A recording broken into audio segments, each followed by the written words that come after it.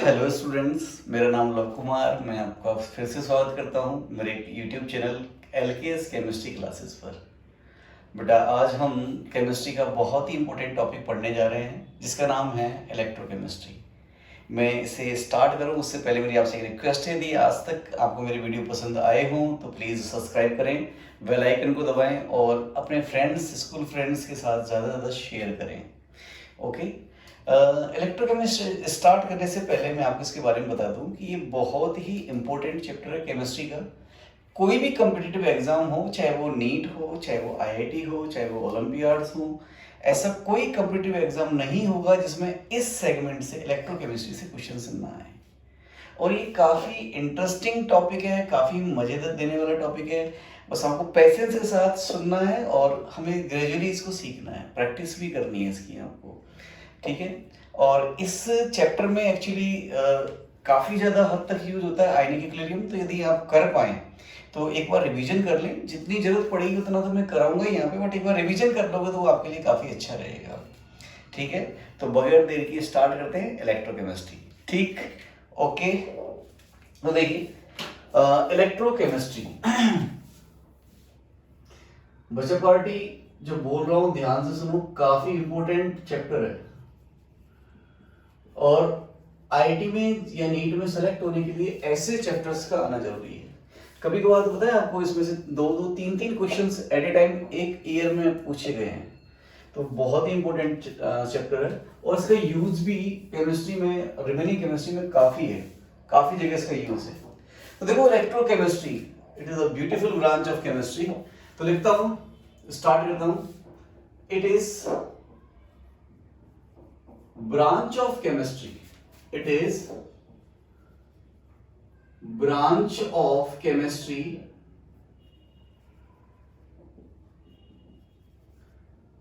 it is branch of chemistry in which we deals with interconversion of chemical energy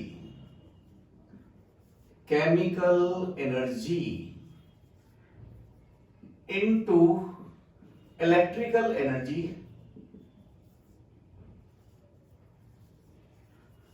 and vice versa, and electrolytic conductance.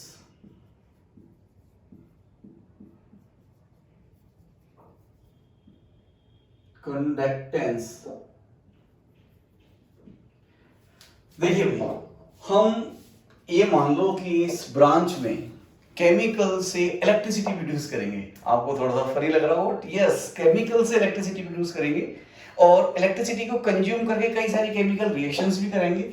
और एक term और लिखी है मैंने इसमें, ये इंटरकन्वर्जन ऑफ दिस से तो है ही है, साथ साथ ही इलेक्ट्रोलाइटिक कंडक्टेंस के बारे में डील करती है। इसका भी केमिस्ट्री में काफी बड़ा पार्टिसिपेशन है, काफी चीजें डिस्कवर की गई या काफी सारे ऐसी जो चीजें थी जो पहले एक हाइपोथेसिस थी, उनको प्रूवमेंट दिया गया इस थ्योरी के चलते, इलेक्ट्रोलाइटिक कंडक्टेंस के चलते। ओके। तो नाउ मैं नेक्स्ट पॉइंट लिखता हूं। ये तो समझ में आ गया होगा आपके कि क्या करने वाले हैं इसमें। नेक्स्ट बात लिखूं मैं आपके लिए कि a device in which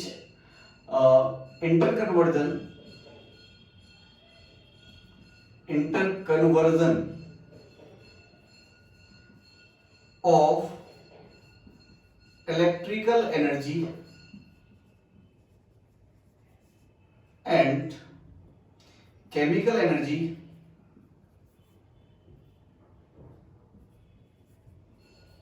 takes place is known as electrochemical cell.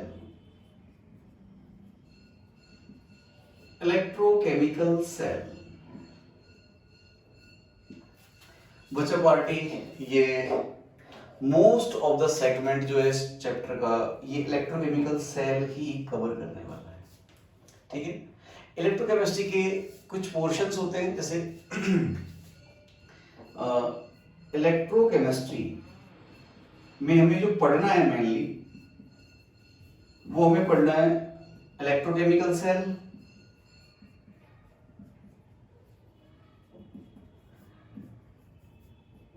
Electrolytic conductance,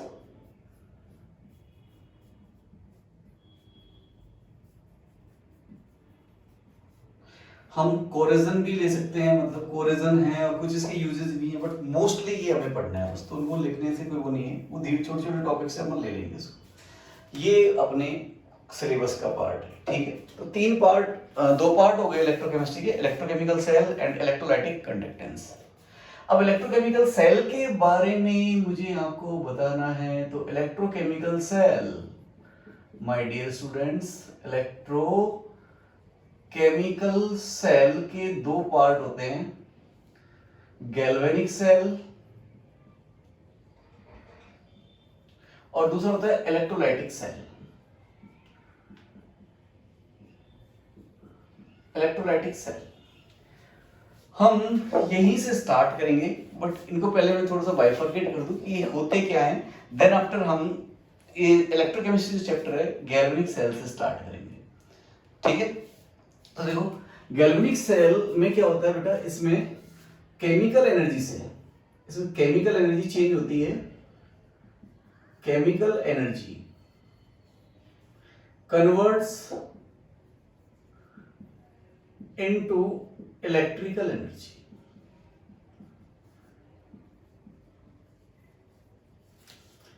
और यहां पे क्या होगा बेटा, इलेक्ट्रोलाइटिक सेल, आपने इलेक्ट्रोलाइसिस के बारे में सुना होगा। इलेक्ट्रोलाइसिस जैसे हाइड्रोकार्बन चैप्टर में आता है, कोलवेज इलेक्ट्रोलाइसिस या कोई भी अदर इलेक्ट्रोलाइसिस जो होते हैं, उसमें क्या होता है, इलेक्ट्रिकल एनर्जी कंज्यूम करा के कोई नॉन स्पॉन्टेनियस रिएक्शन को कंप्लीट किया जाता है। तो देखो इसमें वर्ड आया नॉन स्पॉन्टेनियस, उस पर डिस्कस करेंगे अपन। इसमें देखते हैं कि इलेक्ट्रिकल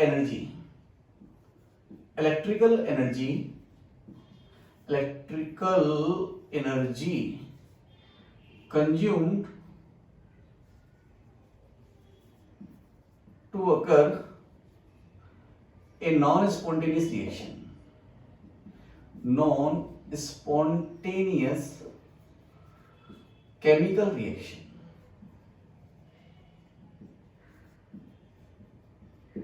ठीक है बच्चा,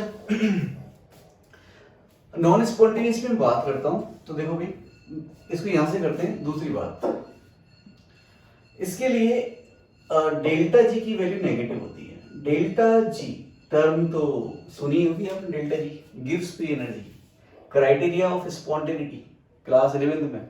डेल्टा जी नेगेटिव है तो वो प्रोसेस क्या है, स्पॉन्टेनियस है। तो देखो ये गैल्वेनिक सेल में डेल्टा जी नेगेटिव होता है, मींस जो प्रोसेस होती है जिससे केमिकल एनर्जी से इलेक्ट्रिकल एनर्जी प्रोड्यूस हो रही होती है बेटा, वो स्पॉन्टेनियस होती है। स्पॉन्टेनियस मतलब कोई एक्स्ट्रा फोर्स की जरूरत नहीं है। देखो लिखता हूं, process in which electricity produced by chemical reaction is spontaneous. अच्छा भाई यहां नॉन स्पॉन्टेनियस है, तो उसके लिए हमें पता है डेल्टा जी क्या होगा बेटा, ग्रेटर देन 0 होगा। अच्छा भाई थर्ड पॉइंट, इसके एग्जांपल्स लिखता हूं मैं आपको। एग्जांपल्स जैसे आपने देखा होगा ड्राई सेल। ड्राई सेल पता है ना क्या होते हैं? ड्राई सेल जैसे टॉर्च में लगने वाले सेल, बैटरीज जो आपके क्या होते हैं टीवी के रिमोट्स में लगने वाले सेल, एसी के रिमोट में लगने वाले सेल, वो छोटे छोटे सेल होते हैं, वो सब ड्राई सेल होते हैं। ड्राई सेल हो गए, जैसे ऐड आता है ना टीवी पे एवरीडे, वो एनर्जी जो आता है उसका, ऐसे ड्राई सेल हो गया। लेड स्टोरेज बैटरी,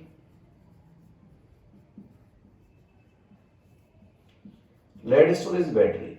अब बेटा मुझे आप ये बताओ कि जैसे आपने किसी टॉर्च में या एसी के रिमोट में सेल डाल दिया, सेल डाल दिया तो अब वो रिमोट अपना आप ही काम करता है, आपको सेल को बार बार निकाल के रगड़ते हो या कुछ और करते हो, उसमें फूंक मारते हो तब जाकर काम करता है।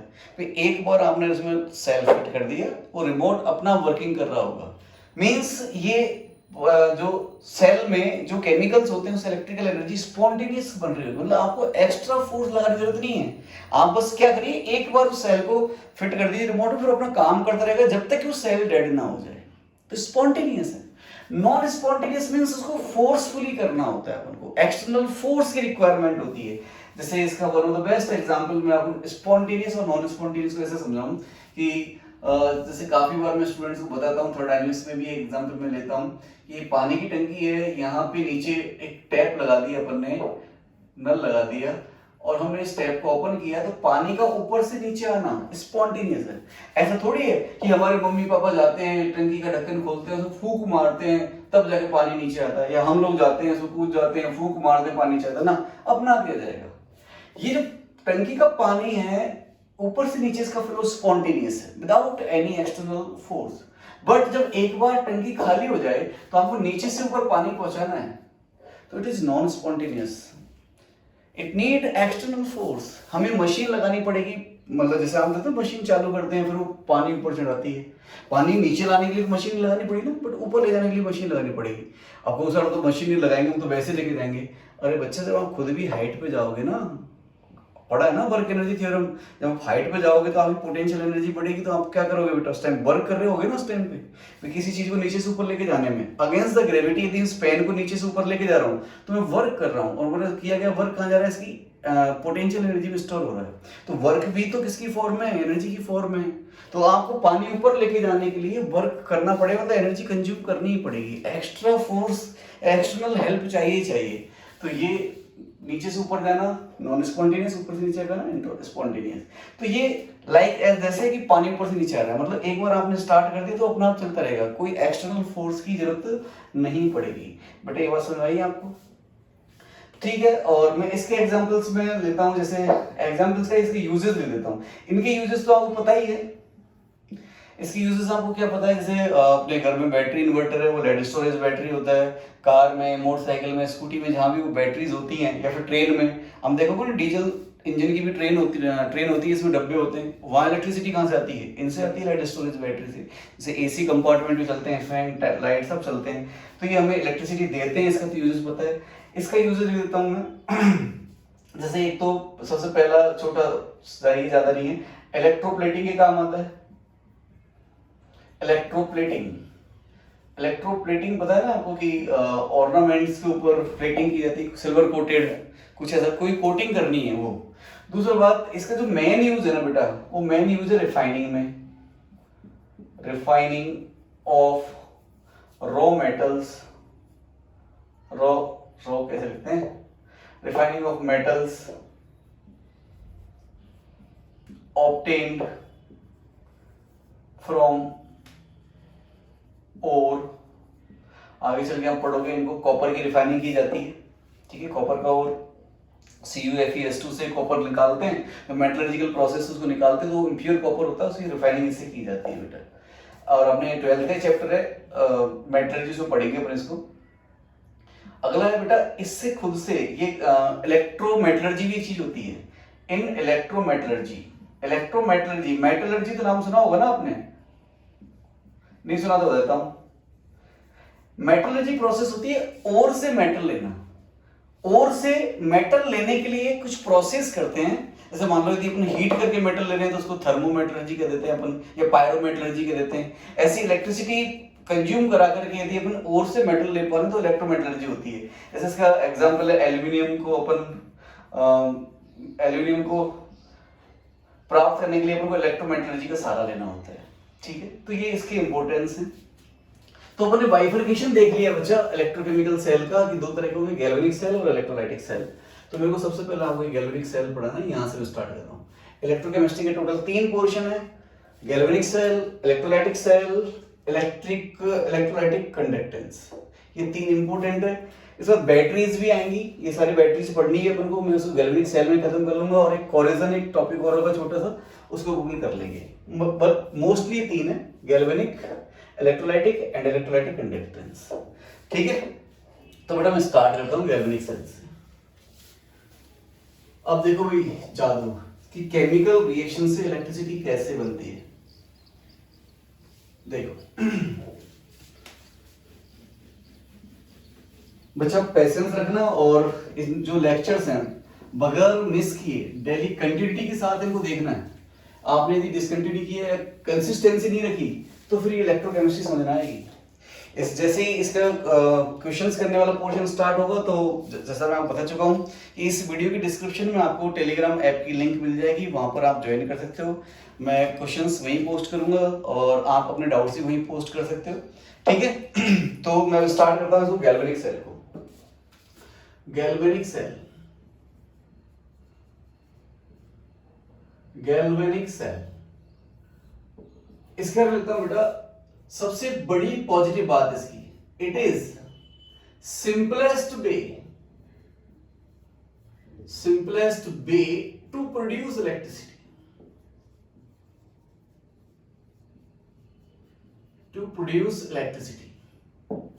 simplest way to produce electricity. In it no mechanical part involved.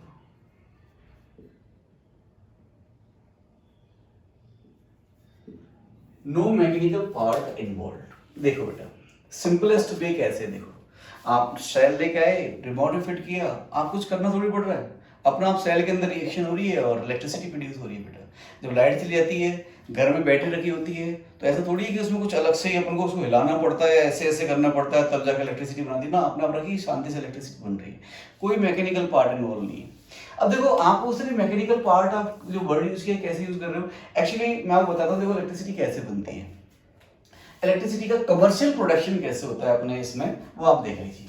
Actually commercial production के लिए ऐसा कुछ होता है बेटा कि आपने फिजिक्स में क्लास 10th में पढ़ा होगा कि मैग्नेटिक फील्ड में यदि अपन किसी कॉइल को या किसी सिस्टम को, इलेक्ट्रिकल जो सेटअप है उसको लेके जाएं और उसको ऐसे ऐसे मूव करें, कोई मोशन दें ताकि उसके फ्लक्स में चेंज हो जाए। तो यदि किसी मैग्नेटिक फील्ड में कोई कॉइल रखी हुई है और आप उसमें से कोई मूवमेंट है जिससे फ्लक्स चेंज हो रहा है, तो उससे बेटा करंट प्रोड्यूस होती है। ठीक है नहीं, ठीक है। और आपको ये पता होगा कि एक स्टेशनरी चार्ज फिर इलेक्ट्रिक फील्ड प्रोड्यूस करता है, moving charge electromagnetic field produce करता है, moving but with constant velocity, और accelerated charge particle electromagnetic wave produce करते हैं। कोई भी करंट कैरिंग वायर, जैसे मान लो ये करंट ऐसे फ्लो हो रही है, तो इस करंट कैरिंग वायर के परपेंडिकुलर डायरेक्शन से क्या होगा, मैग्नेटिक फील्ड जनरेट होती है।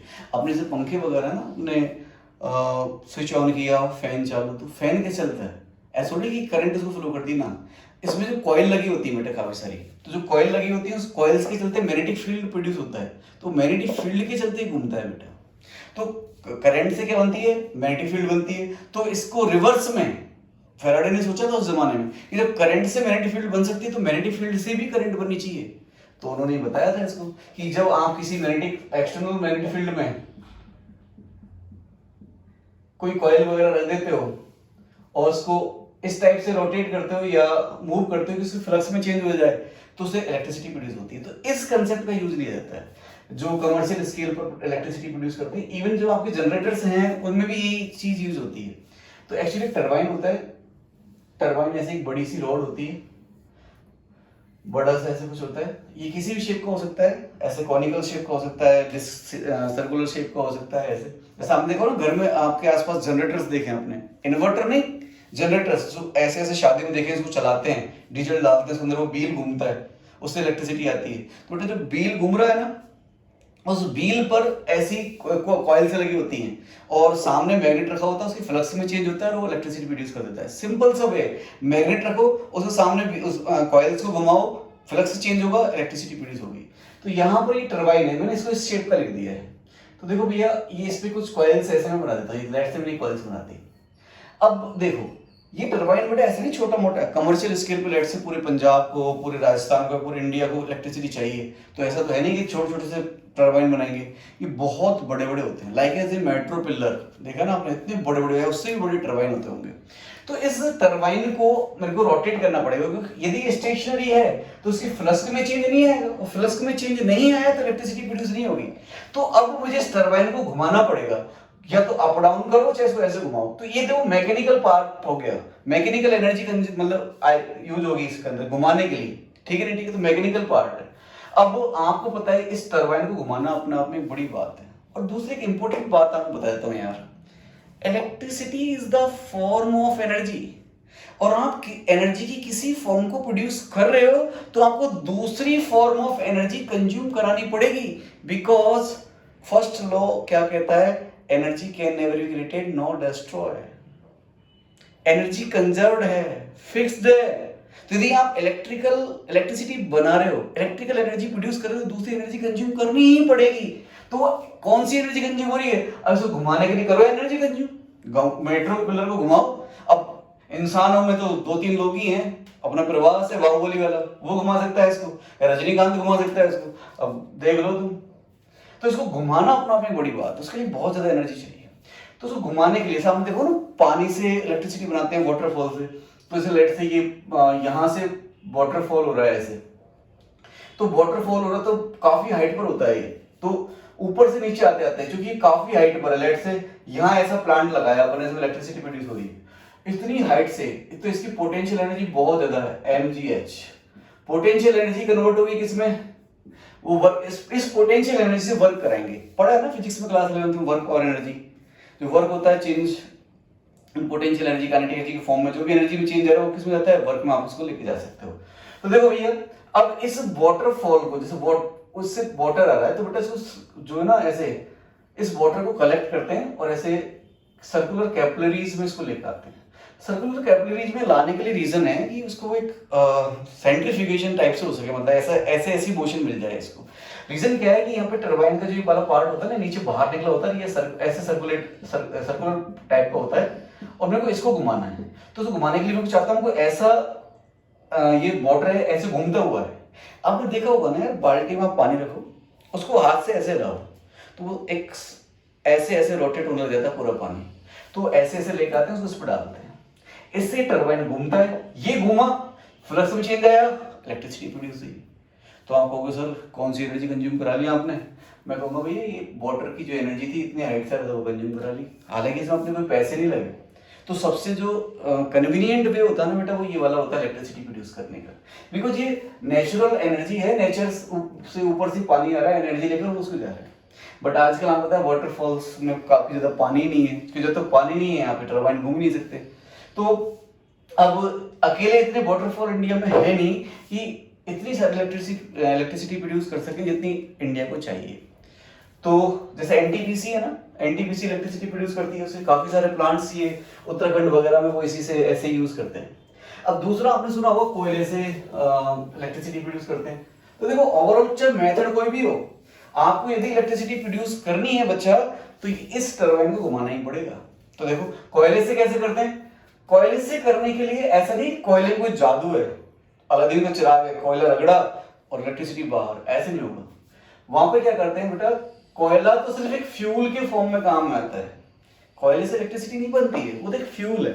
एक्चुअली बड़े बड़े टैंक होते हैं जिसमें पानी भरा होता है, इस पानी को अपन कोयले की हेल्प से बेटा गर्म करते हैं, मतलब कोयले को जलाते हैं, कोयला कंज्यूम होगा, उससे जो एनर्जी मिलेगी, इस पानी को बेटा स्टीम बनाया जाता है यहाँ पर। और इस स्टीम का जो टेम्परेचर होता है वो ग्रेटर देन 500 डिग्री सेंटीग्रेड होता है।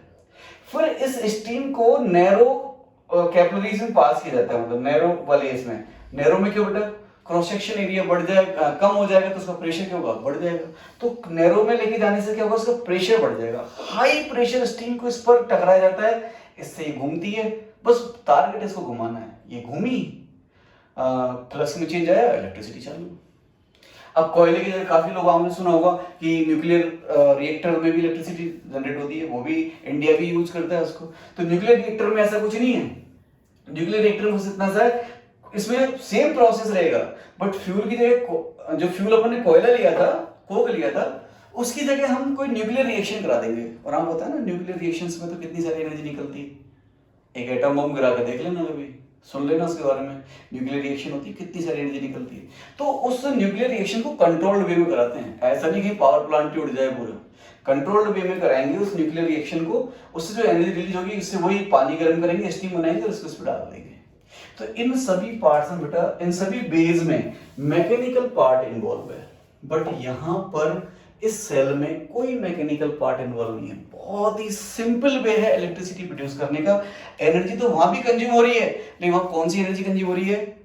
Chemical energy. अब मैं वही बताना है आपको कि देखो कौन सा वो केमिकल एनर्जी कैसे आई, कहां से आई, कैसे कैलकुलेट करेंगे, कितनी एनर्जी से कितनी इलेक्ट्रिसिटी बनेगी, सारी चीजें अपन को करनी है उसके अंदर। ठीक है, तो मैं स्टार्ट करता हूं बेटा गैल्वेनिक सेल को आगे फर्दर। गैल्वेनिक सेल के 3 पार्ट होते हैं।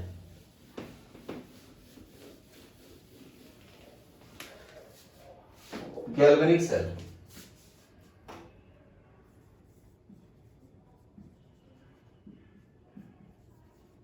गैल्वेनिक सेल के 3 पार्ट होते हैं। एक तो oxidation half cell, oxidation half cell जिसको अपन एनोडिक हाफ सेल भी कह सकते हैं, एनोडिक हाफ सेल, और इसको सिंपली और लिख देता हूं यहां पे, और इसको सिंपली आप एनोड भी कह सकते हो। मींस आपको ये ध्यान रखना है, इलेक्ट्रोकेमिस्ट्री के गैल्वेनिक सेल में कहीं भी किसी को एनोड कह दिया ना कि ये एनोड है, तो ये श्योर है 100% कि वहां पे ऑक्सीडेशन रिएक्शन होगी। ठीक है, अभी इनको आएंगे अपन ऑक्सीडेशन ही क्यों होगी, रिडक्शन क्यों, वो सब चीज सीखेंगे, बट पार्ट ले लेता हूं मैं। ऑक्सीडेशन हाफ सेल, इसके बाद दूसरा पार्ट है इसका reduction half cell, reduction half cell, और इसको कैथोड भी कहते हैं अपने, कैथोडिक हाफ सेल भी कहते हैं कई जगह, कैथोडिक हाफ सेल और कैथोड। और थर्ड वन है इसका पार्ट, वो है सॉल्ट ब्रिज।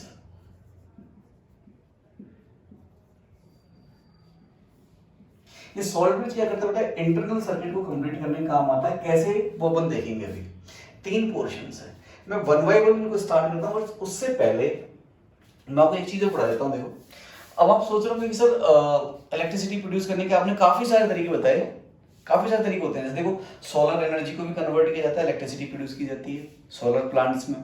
ऐसे जो मैंने अभी बताया था आपको, एनटीपीसी वगैरह जो जनरेट करती हैं, उनमें क्या होती है बेटा, जो मैकेनिकल एनर्जी है उसको कंज्यूम करते हैं और इलेक्ट्रिसिटी प्रोड्यूस करते हैं, मतलब मैग्नेटिक फील्ड में टरबाइन घुमाते हैं। सेल्स में क्या होता है, हम लोग पोटेंशियल डेवलप करते हैं, हम लोग नहीं करते, वो उसका नेचर है अपना आप ही। कैसे डेवलप होगा मैं बात करूंगा उसका ही।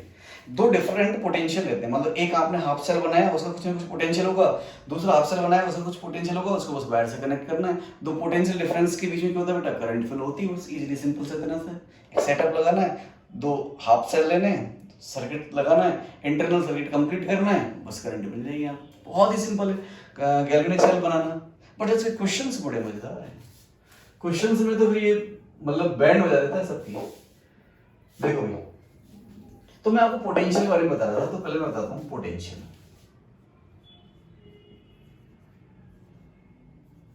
पोटेंशियल और ईएमएफ भी इसको कहेंगे अपन, इलेक्ट्रोमोटिव फोर्स।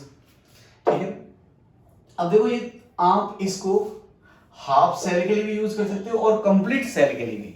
अब आप लोगों से हाफ सेल क्या होता है, कंप्लीट सेल क्या होता है, मैं बताऊंगा अभी। कंप्लीट सेल मतलब जिसमें एनोड और कैथोड दोनों पार्ट एक साथ कंबाइंड हो जाए, मतलब कब जो सर्किट है उसको कंप्लीट कर दें, मतलब जिसमें तीनों पार्ट प्रेजेंट रहेंगे, उसे अपन कंप्लीट सेल कहेंगे। जो उससे बनेगा गैल्वेनिक सेल, और इस सेल का जो पोटेंशियल होगा उसे अपन कहेंगे सेल पोटेंशियल, सिर्फ सेल पोटेंशियल। सर आप जो भी मार्केट में बैटरी उठाते हो, चाहे लेड स्टोरेज बैटरी है, चाहे कोई आपके मोबाइल की बैटरी है, इवन चाहे आपके जो टॉर्च वगैरह या रिमोट वगैरह जो भी बैटरी पड़ती है, वो गैल्वेनिक सेल होता है। उसमें तीनों पार्ट मौजूद होते हैं, तो वो कंप्लीट सेल है, तो उसका उसके पोटेंशियल को क्या कहेंगे अपन, सेल पोटेंशियल कह देंगे। यदि हाफ सेल की मैं केवल इसी की बात कर रहा हूं तो उसको अपन हाफ सेल पोटेंशियल कह देंगे। ठीक है, ठीक। तो देखो, पोटेंशियल और ईएमएफ हो गए half cell potential, half cell potential और सेल पोटेंशियल। ये टर्म यूज करती है फॉर कंप्लीट सेल, और ये यूज की जाती है बेटा फॉर हाफ सेल। अच्छा भाई, अब पोटेंशियल कैसे, देखो आपको बताता हूं मैं पोटेंशियल कैसे डेवलप होता है। जब आप किसी मेटल को, when a metal oblique non metal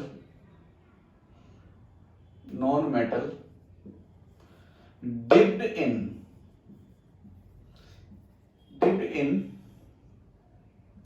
their own ion solution, then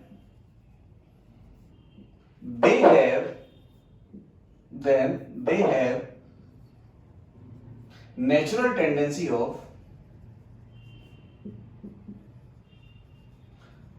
या स्पॉन्टेनिटी, मतलब अपना आप ही natural tendency to get oxidized or reduced depend on the conditions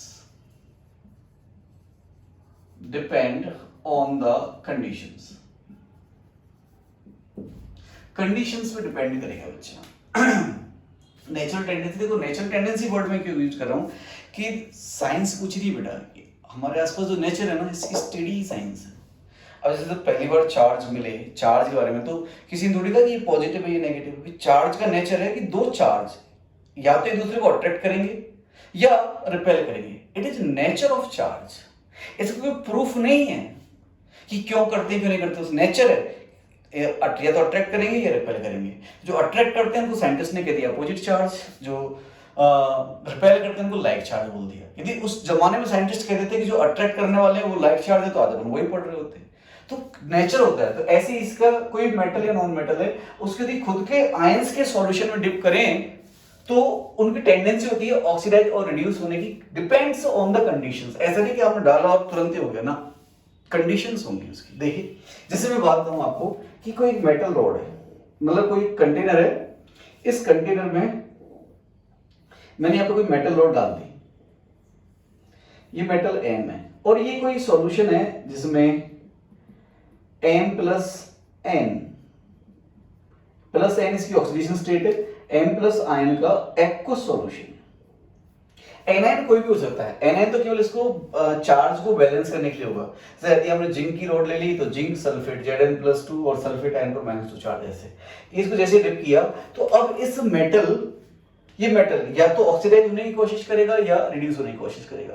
let's say मैंने इसको दे दिया ऑक्सीडेशन हो रहा है इसमें, तो ये जो बना है आपके सामने यही हाफ सेल है, यही क्या है हाफ सेल। लेट्स से मैं कहता हूं कि ये इसका ऑक्सीडेशन हो रहा है। ऑक्सीडेशन मींस क्या होगा, मेटल सॉलिड से, देखो ये रॉड मतलब सॉलिड है, यहां पर मेटल जो है वो सॉलिड है और जो मेटल आयन है वो एक्वस फॉर्म में। तो होगा क्या ऑक्सीडेशन में, metal solid m plus n में कन्वर्ट हो रहा है और ये एक्वस है। मैं फिजिकल स्टेट मेंशन कर रहा हूं और करनी चाहिए इस टॉपिक को समझने के लिए।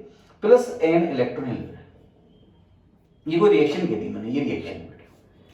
अब इस रिएक्शन में देखो, अब आपके वर्ड है ना केमिकल एनर्जी से इलेक्ट्रिकल एनर्जी में बनेंगे। अब इसकी कुछ ना कुछ एनर्जी इसने या तो रिलीज की होगी या कुछ कंज्यूम की होगी, कुछ एनर्जी चेंज आया होगा। हम उसके ऊपर बात करेंगे आगे, देखना बहुत ही मजेदार चीज है। तो यहां से कुछ मेटल जो सॉलिड मेटल आयंस है वो मेटल एटम्स जो है वो मेटल आयंस में कन्वर्ट होंगे m प्लस n। अब आपको कुछ सारे इलेक्ट्रॉन्स कहां जाएंगे बेटा, इलेक्ट्रॉन्स क्या करेंगे, इस मेटल सरफेस के ऊपर रह जाएंगे। They are comfortable on metal surface. ऐसा नहीं हमेशा मेटल सरफेस के ऊपर कंफर्टेबल हो, कुछ मेटल्स ऐसे भी हैं जिनके पास इलेक्ट्रॉन्स कंफर्टेबल नहीं होते, उनको जैसे पानी डालो तो रिएक्ट कर देंगे वाटर। जैसे कोई एक्वस लिखा है ना, जैसे आप सोडियम होता मान लो मेटल, इस सोडियम के ऊपर इलेक्ट्रॉन रह जाते हैं, सोडियम को आपने वाटर में डिप करता तो सोडियम वाटर से तुरंत ही H2 बना देता, मतलब वाटर को रिड्यूस कर देता, खुद ऑक्सीजन हो जाता। तो सारे ऐसे block metals, lithium, sodium, potassium, rubidium, कुछ अल्कलाइन अर्थ मेटल जैसे मैग्नीशियम, बेरियम, स्ट्रोंशियम, कैल्शियम, इनको सबको यहाँ पर ऐसे एक्वस पार्ट में यूज नहीं करते बिकॉज वहाँ इलेक्ट्रॉन कंफर्टेबल नहीं है। वो उनकी SR भी मतलब आगे पढ़ेंगे इलेक्ट्रोकेमिकल सीरीज में, उतनी हाई होती है रिएक्टिविटी, इस एक्वस फॉर्म से रिएक्ट कर देंगे वो। तो उनके सेल कंस्ट्रक्ट करने का एक अलग तरीका होगा, उनके सेल से उनको पढ़ने। मैं एक नॉर्मल सेल ले रहा हूँ जिसमें मेटल सरफेस पर इलेक्ट्रॉन्स स्टेबल है, स्टेशनरी है। इलेक्ट्रॉन्स यहाँ चले गए, यहाँ ज्यादा कंफर्टेबल है, तो यहाँ ज्यादा कंफर्टेबल, तो ये क्या हो गया बेटा, ये नेगेटिव इलेक्ट्रोड हो गया, ये नेगेटिव प्लेट हो गया, इलेक्ट्रॉन नहीं सॉरी, नेगेटिवली चार्ज्ड प्लेट। और यहाँ पर इसमें एक वायर लगा होता है, तो यहाँ पर इलेक्ट्रॉन्स हैं, फ्री इलेक्ट्रॉन्स हैं, तो they are ready to move toward electron deficient side. अभी मूव नहीं होंगे कि भाई इलेक्ट्रॉन कहां जाएंगे, भाई चार्ज तो कंजर्व करना है ना अपन को, यहां से चले गए तो फिर दिक्कत हो जाएगी ना, यहाँ पर पॉजिटिव चार्ज ज्यादा हो गया, फिर इलेक्ट्रॉन चले गए ऐसे। अब देखना भाई, यहां पर एक बात बताता हूं, यहाँ पे पोटेंशियल कैसे डेवलप हुआ, अपन उसकी बात समझते हैं। देखो पहले अपन ने m प्लस n मतलब प्लस n इसकी ऑक्सीडेशन स्टेट है, इसका F को सॉल्यूशन लिया था, लाइक से जैसे मैंने जिंक सल्फेट ले लिया, ऐसे समझो आप, ये +2 है और ये -2 है, इसका काम केवल चार्ज को बैलेंस करना है। तो इनिशियली क्या था बेटा कि concentration of m plus n ion is just equals to concentration of anionic part, क्योंकि कोई भी चीज इलेक्ट्रिकल न्यूट्रल ही होती है, चार्ज तो केवल सॉल्यूशन फेज में एग्जिस्ट करते हैं, या फिर आइसोलेटेड फेज में काफी एनर्जी देने पर आयनिक चार्ज क्रिएट होता है। जनरली तो क्या होते हैं बेटा, वो न्यूट्रल ही होते हैं, तो जितना पॉजिटिव चार्ज की कंसंट्रेशन थी उतनी एनायनिक पार्टी, तो इतना था कि ये एक दूसरे क्या करते हैं, बैलेंस कर रहे हैं। जैसे मान लो यहाँ पर m पर +n है, एनायनिक पार्ट का चार्ज -n, ऐसे मान लिया s पर चार्ज -n, इनिशियल ये था। लेकिन जैसे ही इस रॉड से m प्लस आयन यहाँ आए, मीन्स ये रिएक्शन हुई, मीन्स मेटल रॉड जो है धीरे धीरे किस में कन्वर्ट हो रही है, m प्लस आयन ये प्रोड्यूस कर रही है बेटा। तो जैसे सॉल्यूशन में आ रहे हैं तो धीरे धीरे क्या हो रहा है बेटा, m प्लस n की जो कंसंट्रेशन है, फाइनल कंसंट्रेशन है, वो ज्यादा होगी किससे, x माइनस n की कंसंट्रेशन से। तो यहां मतलब ये सॉल्यूशन जो है वो पॉजिटिवली चार्ज हो जाएगा, मतलब इसके आसपास पॉजिटिव चार्ज इफेक्ट हो जाएगा बेटा। और रॉड पर क्या है, इलेक्ट्रॉन्स है, और आपने तब समझ में आ गया होगा कैसे पोटेंशियल डेवलप हुआ होगा, फिजिक्स में चल रहा होगा आपके, जहां चार्ज है वो पोटेंशियल है। तो इस दो चार्ज के बीच में जो सरफेस है, सरफेस पर देखो, इस सरफेस पर क्या है, नेगेटिव चार्ज, सॉल्यूशन क्या है, पॉजिटिव चार्ज, तो जहां चार्ज है वहां क्या है, पोटेंशियल। तो इन दोनों के चलते इस पोर्शन में, इस कंटेनर में एक पोटेंशियल क्रिएट हो गया बेटा, बस इतनी सी बात है। आपने पोटेंशियल क्रिएट करने के लिए कुछ मेहनत नहीं की, मेटल रॉड लाए, उसको मेटल आयंस के मतलब खुद ही उसके सॉल्यूशन डिप कर दिया, तो potential is created, potential create हो सकता है। अच्छा भाई, तो मैं लिखूंगा यहां पे इस चीज को, इस वाली में, due to oxidation of, due to this oxidation, जगह नहीं है शायद, इसको यहां ले देता हूं, इसको यहां पे ले देता हूं। देखो भाई हुआ क्या है कि इन दिस कंटेनर, इसको हटा देता हूं, in the container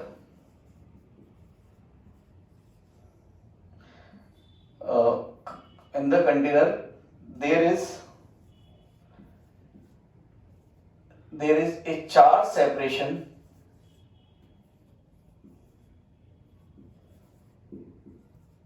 between metal rod and solution. That's why a potential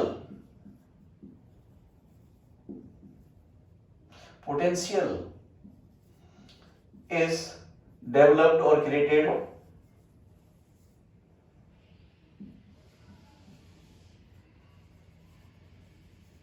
between metal rod, between interface of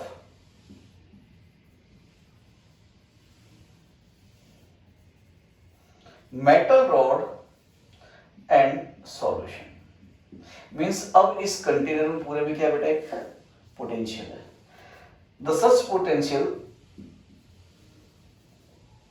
potential is known as oxidation potential। oxidation potential because it is created via oxidation reaction। Oxidation reaction, क्या ये बात समझ आई भी आपको, कैसे potential create हुआ? मजा आया, फील हुआ? देखो इस वाले सेगमेंट को रफ कर रहा हूं।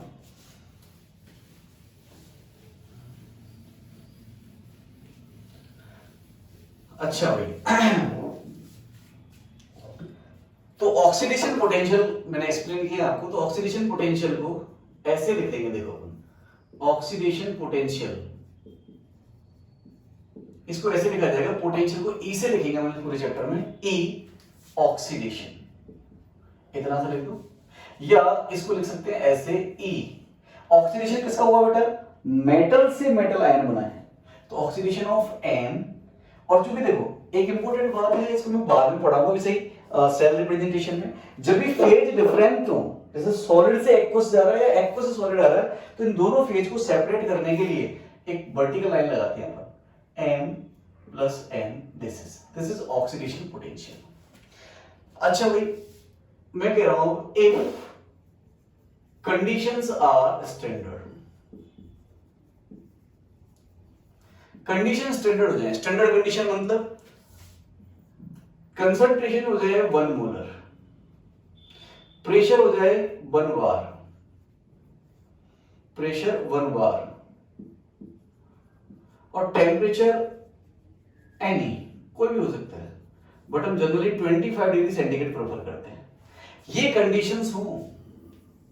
अब देखो इस कंटेनर है, ओपन कंटेनर है, तो प्रेशर तो 1 बार होगा ही, टेम्परेचर तो अपन कोई भी रख सकते हैं, जैसे कह दिया इसने जनरली 25 रखते हैं, हम रूम टेम्परेचर पर ही सारा सेटअप लगाते हैं। बस आपको इस इलेक्ट्रोलाइट की कंसंट्रेशन कितनी ले लेनी है? 1 मोलर ले लेनी है। यदि आपने ये जो कंसंट्रेशन है ना, ये 1 मोलर ले ली थी, कंडीशन पे जाएगी, स्टैंडर्ड कंडीशन हो जाएगी। तो these are standard conditions, and ये स्टैंडर्ड कंडीशन है, and potential of standard conditions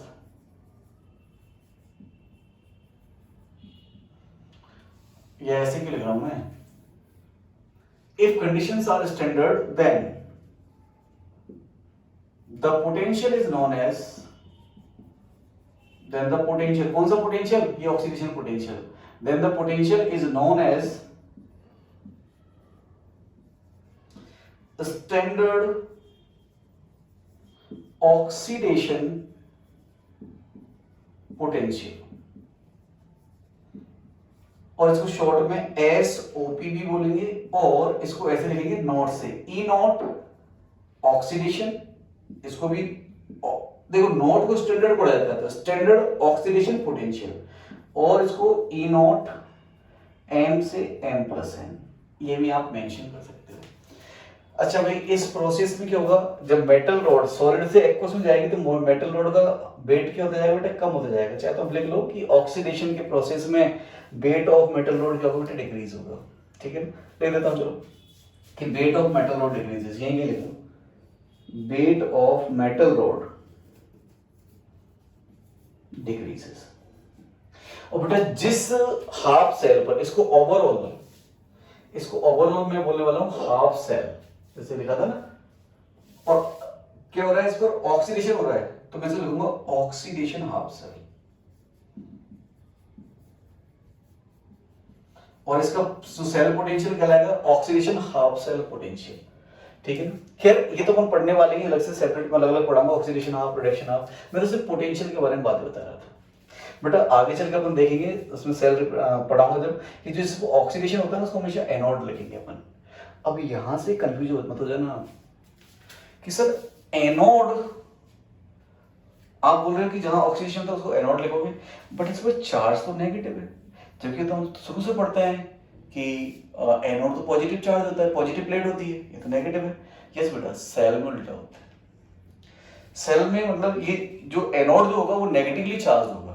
means by mean to से कि आपने जो आज तक पढ़ा है ना बेटा वो ऐसे पढ़ा है, मान लो ये रेजिस्टेंस है ऐसे, ये आपका पॉजिटिव टर्मिनल है, ये नेगेटिव टर्मिनल है। अब देखो भाई पॉजिटिव से नेगेटिव तरफ क्या होती है? करंट फ्लो होती है ऐसे, ठीक है ना? तो हमने एक स्टैंडर्ड बना लिया कि करंट का जो फ्लो होगा वो एनोड टू कैथोड होता है, एनोड टू कैथोड, ये हमारा स्टैंडर्ड बना लिया। लेकिन ये जो करंट का फ्लो है बेटा ये आउटर सर्किट में है। अब पता है जब यहाँ से मतलब करंट जा रही है, जहां से करंट जा रही है वो वापस भी आनी चाहिए, तभी सर्किट कंप्लीट होगा। तो मैं आपको ये आउटर सर्किट नहीं पढ़ा रहा हूं, मैं आपको ये सेल पढ़ा रहा हूं बेटा। और इस सेल में negative to positive current flow हो रही है। तो ये वाली जो प्लेट है इसको अपन एनोड बोल देंगे, क्योंकि अपने एक बार कन्वेंशन कर लिया कि करंट जो है उसकी डायरेक्शन क्या होगी, एनोड टू कैथोड होगी। तो यहां से यहां जा रही है बेटा। सेल में जो सेल ये है वो अपन सेल पढ़ रहे हैं एक्चुअली, आउटर सर्किट वगैरह बाद की बात है, वो तो आप फिजिक्स में बहुत अच्छे से पढ़ोगे। बिकॉज ये सेल जो इसमें बैटरी करंट इसमें कैसा है वो आपको पढ़ा रहा हूँ। तो नेगेटिव से पॉजिटिव होगा।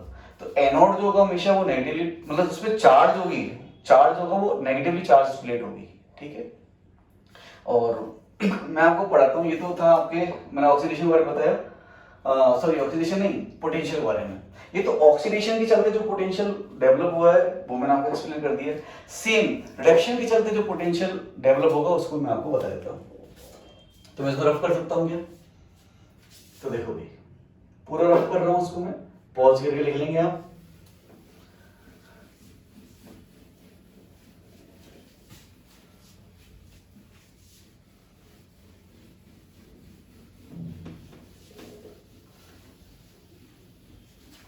अपना टॉपिक क्या चल रहा है, पोटेंशियल की। अच्छा, पोटेंशियल पढ़ भी क्यों रहे हैं? बिकॉज अपन ने पढ़ा है galvanic cell is the simplest way to produce electricity. Electricity produce करने के काफी सारे तरीके हैं, सोलर पैनल्स हैं, मैकेनिकल पार्ट का रोटेशन है, और दूसरा है पोटेंशियल डिफरेंस क्रिएट करिए। पोटेंशियल डिफरेंस हो जाएगा तो वहां पे करंट फ्लो हो जाएगी। तो केमिस्ट मतलब केमिकल्स से, मतलब जो अपनी बैटरी वगैरह बनती है, सेल वगैरह बनते हैं, जैसे अपन को इलेक्ट्रिसिटी मिलती है, तो डेफिनेटली वहां पर डिफरेंट पोटेंशियल्स होते हैं। तो पोटेंशियल कैसे डेवलप होते हैं हम वो डिस्कस कर लेते हैं। तो एक रिएक्शन तो है ऑक्सीडेशन, उसके चलते अपने जो पोटेंशियल क्रिएट हुआ वो देख लिया। अब देखो रिडक्शन के चलते कैसे पोटेंशियल क्रिएट होगा। तो देखो आप, लेट से मैंने यहां पर एक वापस से मेटल ले लिया एम, और यहां पर जो एक्वस सॉल्यूशन है वो m प्लस n का ही ले लिया। एक्वस एनायनिक पार्ट बैलेंस करो, बार बार बताने की जरूरत नहीं है, इलेक्ट्रिकल न्यूट्रल होगा शुरू में। अब यदि इसके अंदर ये इसका रिडक्शन होना होगा, देखो डिपेंड ऑन द कंडीशन है कि किसका ऑक्सीडेशन होगा किसका रिडक्शन होगा, वो कैसे होगा वो डिसाइड बाद में करेंगे। फिलहाल आप ये ध्यान रखो, या तो ऑक्सीडेशन होगा या रिडक्शन होगा। तो ऑक्सीडेशन होगा तो ऐसे होगा जैसे भी पढ़ाया था, रिडक्शन होगा तो ऐसे होगा। अब रिडक्शन किसका होगा बेटा, इसका रिडक्शन तो हो नहीं सकता, इसी का रिडक्शन होगा। तो इसमें उल्टा चलेगा, m प्लस n एक्वस में जो पड़े हुए हैं, इस मेटल रोड से इलेक्ट्रॉन ले लेंगे, n इलेक्ट्रॉन, और मेटल सॉलिड में डिपॉजिट हो जाएंगे बेटा, मेटल सॉलिड में डिपॉजिट हो जाएंगे।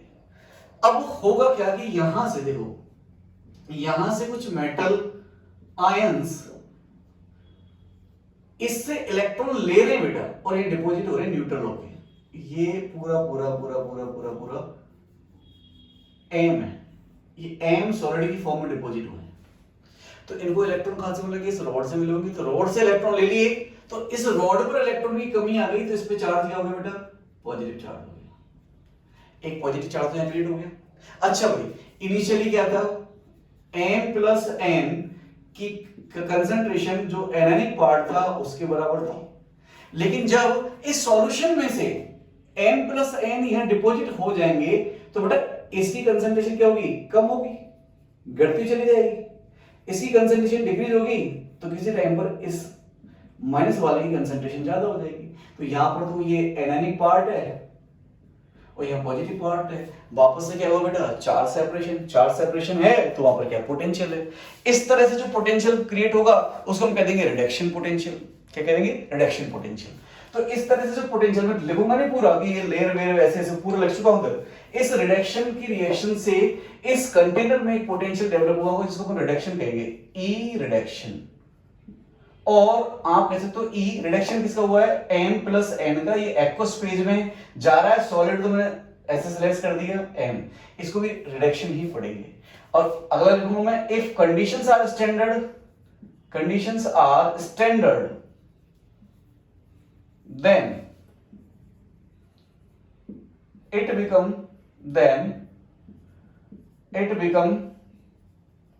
standard reduction potential, standard reduction potential, और इसको इन शॉर्ट एसआरपी, नाम तो सुना ही होगा एसआरपी। इसको स्टैंडर्ड रिडक्शन पोटेंशियल को एसआरपी कह दो, या इसको ई नॉट रिडक्शन कह दो, या इसको ई नॉट एम प्लस एन से एम कह दो। और बेटा इस कंटेनर में जो मेटल रॉड है उसका वेट बढ़ेगा क्योंकि मेटल आयंस आके चिपक रहे हैं। तो इस तरह से देखो रिडक्शन का पोटेंशियल डेवलप हो गया, और अभी भी पढ़ा था अपन ऑक्सीडेशन, उसका पोटेंशियल डेवलप हो गया। अब बेटा इन दोनों पोटेंशियल के इक्वल होने के चांस बहुत कम है। यदि इक्वल होगा तो चलो ठीक है, करंट इक्वल हो गई, लेकिन कुछ भी डिफरेंस रहा तो हमने ये दो सच कंटेनर को कंबाइंड कर दिया किसी कंडक्टर वायर, मेटेलिक वायर से, इस टाइप से, और सर्किट कंप्लीट कर दिया, तो ड्यू टू पोटेंशियल डिफरेंस क्या हो जाएगी बेटा, करंट फ्लो हो जाएगी। Is that clear? और तो अपन अब कंस्ट्रक्शन ऑफ गैल्वेनिक सेल पढ़ते हैं। एक मिनट में पानी पी लेता हूँ बेटा।